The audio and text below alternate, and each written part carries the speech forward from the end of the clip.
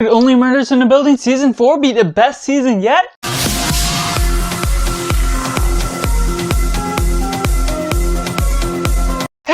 Welcome to Cinema, where we focus on a film. I'm Josh, this is Simply Cinema. Let me know in the comments below what you thought of Only Murders in the Building Season 4, what you think of the show thus far as a whole. Make sure to like this video if you enjoyed, subscribe if you haven't already to join in the film culture community where we talk about love of cinema as a whole. And getting right into the synopsis, the cast begins seeing doubles as a movie is being made for their Only Murders in the Building podcast, but certain things are afoot as they have to solve another murder that ends up in the building. And talking first about the finale, does it deliver? Yes, there's just so many interesting factors to this season that really builds up to the natural ideas that is tying itself into this movie, being made as a movie, but being self-aware and almost meta in a sense, where it's taking on all those tie-ins. Every episode is based on the title of an older movie, and so where that plays into the structure, well, I'm not familiar, haven't seen every movie that is titled on the episodes. They're meant to sort of provide Easter eggs to the natural idea of that movie, how it plays out, but also building upon that nature, taking in the love for stuntmen, the love for cinema as a whole and movies in general, and tying it into this episode, sort of feeling like it's a callback and a placement to what we're setting up with all the way back in season 1, and where we're getting certain things takes stronger risk with what we're doing with Mabel, Charles, Oliver Putnam, and the love for those characters as a whole just manages to exceed itself in these dangerous situations that really sort of doesn't take too many hard risks, too many left turns with diverting your attention from what we're doing with what the series has done in the past, but still manages to feel clever, feel original as a whole series because of the way it sort of changes the tempo a little bit with the love for movies, being able to tie into that, feeling like they're still building upon the characters, even if the older ones of Oliver and Charles not being able to build too much into their structure of life. They're going into new life directions and managing to sustain the natural ideas of the characters, who they are, and expand upon them still with different hobbies of sorts or connections to other people. And their chemistry, along with Mabel, their character as a trio just manages to be that much stronger, take you into new locations, and while it's still primarily set within the building itself, the Arconia that we all know and love, and being able to explore new areas and look at different areas in different ways that we have seen before, it manages to tie in such interesting ideas and craft such creative elements by the idea of film as the element that is film in real life, production, ideas in the past, see the lens through different flashbacks of both things we've seen in the previous seasons as well as things we haven't seen on image, on their life, what Charles has done in the past as Brazos, and the production of certain things that have gone on in between certain seasons. So the idea that really builds upon itself, what we're doing with the tie-in special guest stars, we get Meryl Streep, we get Zach Galifianakis, we get Eva Longoria, and we get Eugene Levy, and certain other characters, certain fun things that really build upon their own characters. And Zach Galifianakis, Eugene Levy, and Eva Longoria are playing the movie versions of our main cast of Only Murders in the Building, and that isn't totally fitting, but it's not always meant to be the exact fitting, just like we see biopics or documentaries, how they get readapted into versions. So it makes sense. They have the comedy in the sense that the writing itself is strong, and so the pull off for being good actors just delivers on the idea as a whole. There's a little bit more to be desired from their roles being more than just special guest stars, but of course, since we're mostly focusing on our main trio, you're gonna not want to lose too much of the stamina from where we're picking up on once we go into a season 5 that is continuing and is confirmed, that I'm really excited for. But just the general idea that in adding Meryl Streep into the mix and how we see them continue the trend of Oliver Putnam, as well as the girlfriend that we have led, played by Meryl Streep, how they continue on that relationship, take some twists and turns, certain directions that aren't always specific at first, not knowing how it's all going to turn out, but it manages to deliver on something that's delightful, has the quirks and comedy moments that really works to the level of the story. It doesn't feel ultra realistic to a real life language that would be used in different situations, but that's what really builds upon the characters and still creates this comedy setting that doesn't distract too much or too heavily away from the actual situation, the drama at hand, the murder, that certain clues are really difficult to find this season. So it manages to change things up because certain things are difficult and you don't want it to be played out at the same tempo, certain things that go about in different directions. And also we get the beloved Howard. He's returning and becoming a more prominent side character within this one, especially within a few select episodes at the beginning, a couple near the end, and how we're building upon his character as well. While he doesn't have a distinct level up or arc that he's going through, there's something still to his character that makes you just being able to enjoy where he is in his life at that moment. His boyfriend from the previous season is conspicuously missing and not really knowing or providing an explanation between how he is missing within this season, even if he wasn't being casted within this season, doesn't have a place. But his boyfriend was missing within this season for whatever reason within universe that makes sense. But that still doesn't distract too much from the main plot that's moving forward, the subplots or narratives that are all going on as a whole. And they're also exploring this new end of the building that becomes interesting, called the Westies. All of these different people that are going on at the other side of the building, what you look out across the way, based on the clues that the investigators are trying to figure out as a whole. Our trio is trying to cast suspicions on different people, and you get a lively new group to follow and be able to understand, liven up the Arconia a little bit more with those characters, and you get all those personalities that have distinct differences that are connected still together, and still being able to manage to latch onto them, figure out whether they are all part of the plot, or if they're completely uninvolved, seeing other things maybe involved with the whole situation. There are certain lead-offs that sort of throw you off the scent, but that's natural to the idea that's all going on, while not sacrificing too much on the comedy, too much on the wavelength of how this series is flowing. Now, there were a couple episodes where I could have done a little bit less with them because they felt like they were shoehorns to the natural length of what we're getting out of the show. It didn't feel like they were completely pointless. Obviously, there's things that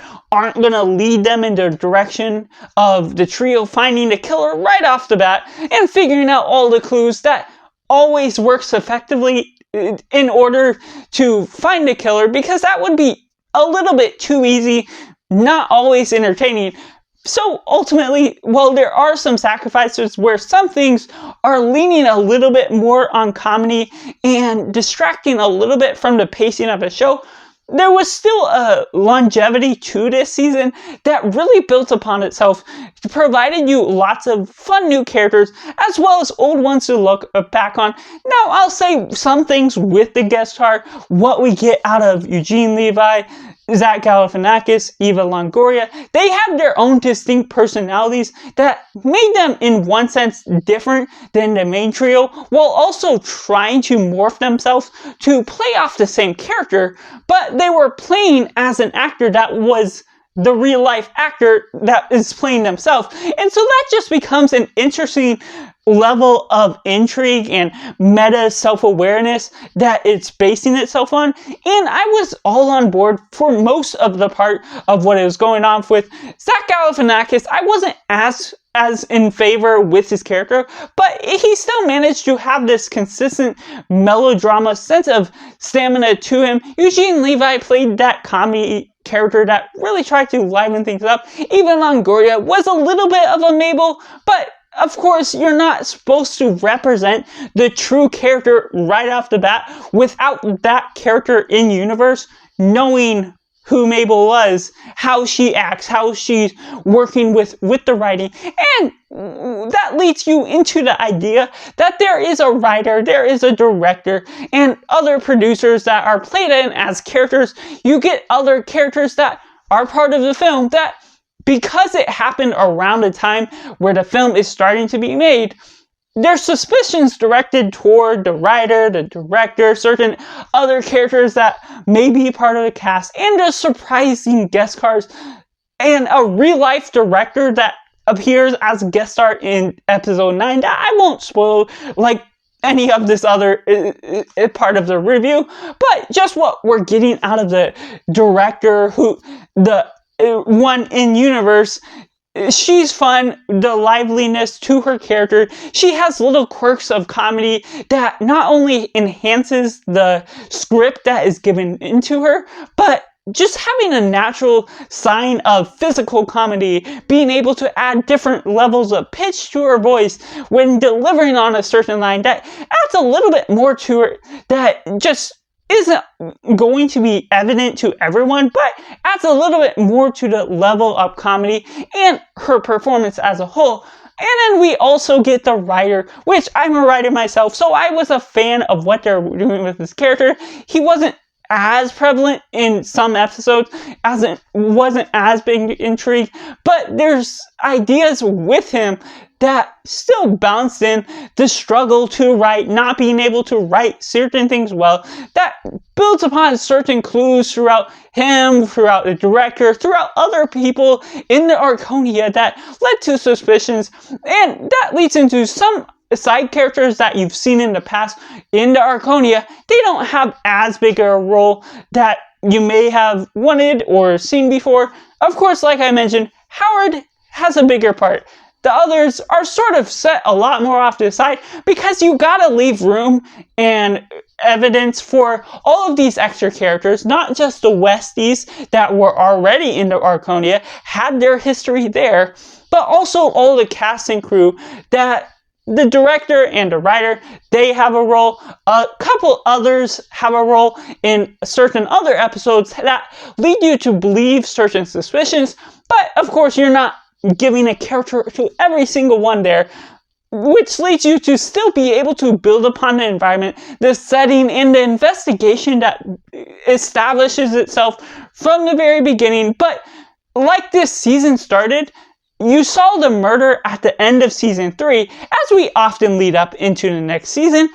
And this one, we didn't start with the people, the trio in universe, knowing that Saz Pataki was dead. And so that creates a different dynamic between what we know and how that levels up once the characters know, how that makes an impact on Charles, how that develops his character to be a little bit stronger, develop more with not only where he is in life, but also the emotional resonance that does take a toll on him and can hit hard for the emotional weight that it really develops throughout the season, being able to be motivated in a such stronger way, going one way or the other. And of course we get Oliver and Mabel that are supporting in that sort of idea, and the friendship is just stronger than ever. Their chemistry still works just as well. And so just being able to develop that character development, the plot between the trio, how we're figuring out the murder,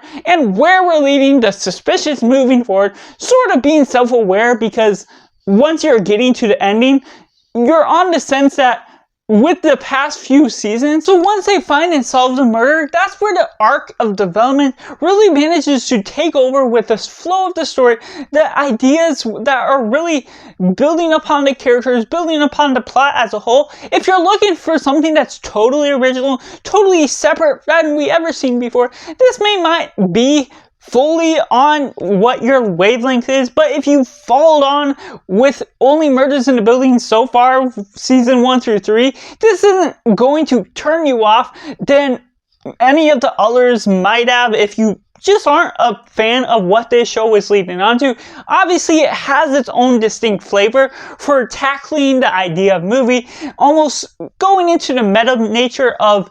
taking movies and putting it into the concept of what this murder podcast is being taken on to, while there is still an investigation that's taking place with the new murder that is going on within this. And so I feel the costume design, the set design, certain things are really more on point with what they're doing there, trying to accentuate what they're doing with this series, whether it had a better budget, had more to do with it, or there's just different ways they're going about this season that manages to create a different sense of flair because of the ideas of being set in movies, and also get inspired by each episode getting tied in with a certain type of movie, whether it's playing out similar in style to that movie or it's just taking its own wavelength. But there is definitely a couple episodes that really shone out to me a lot more than some of the others. There are a couple of filler in one sense episodes that didn't speak to me as much, but there was also a couple of ones that just leaned into the liveliness of these characters, really brought out all the special guest stars, and shone a light on what this show makes itself special. And sort of like the last season, tying itself into Broadway, it does the same thing but with movies. A love letter to stuntmen and stuntwomen and movie producers as a whole, what we're all doing to tie that into together. John Hoffman, Steve Martin, as the creators and writers of the show, has something special going on with season 4 that they're obviously inspired to go on with season 5. I can't exactly tell how long they're trying to make this stretch on to, whether it's a good or bad idea. I may talk about that in the following episodes or videos that are going on this channel, which leads me to rate Only Murders in the Building season 4 as simply 7.5 out of 10. Let me know down in the comments below what you thought of Only Murders in the Building season 4, leaving it spoiler free for all those down in the comments below. Make sure to like this video if you enjoy it. Let me know any suggestions of what future videos you'd like to see me cover of Only Murders in the Building season 4 or the whole series as a whole, because we'll be continuing to talk this as one of my favorite series as a whole. Make sure to like this video if you enjoy it. Subscribe if you haven't already to join the film culture community where we talk about the love of cinema as a whole. So that's just all, and make sure to do yourself a favor and go watch a movie or even a TV show.